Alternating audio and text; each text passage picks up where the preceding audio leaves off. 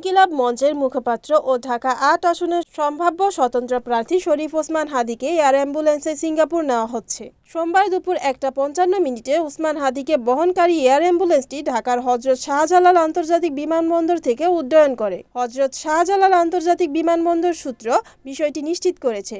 এর আগে দুপুর ১টা ১৫ এভারকেয়ার হাসপাতাল থেকে তাকে হজরত শাহজালাল আন্তর্জাতিক বিমানবন্দরের উদ্দেশ্যে বের করে নেওয়া হয়। এরও আগে বেলা ১১টা ২০ অসপ্রে অ্যাভিয়েশনের এয়ার অ্যাম্বুলেন্সটি শাহজালাল আন্তর্জাতিক বিমানবন্দরে অবতরণ করে। প্রধান উপদেষ্টার প্রেস উইং জানায়, ওসমান হাদীর চিকিৎসার জন্য প্রয়োজনীয় মেডিকেল এয়ার অ্যাম্বুলেন্স, চিকিৎসক দল এবং ভ্রমণ সংক্রান্ত সব প্রস্তুতি ইতিমধ্যে সম্পন্ন হয়েছে। সিঙ্গাপুর জেনারেল হাসপাতালের অ্যাক্সিডেন্ট অ্যান্ড ইমার্জেন্সি বিভাগে তার চিকিৎসার সব ধরনের ব্যবস্থা রাখা হয়েছে।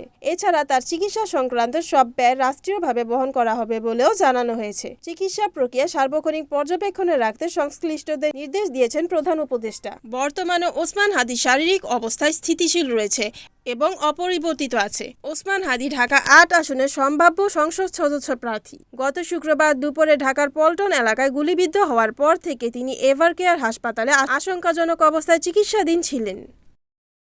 Desk report, NNTV।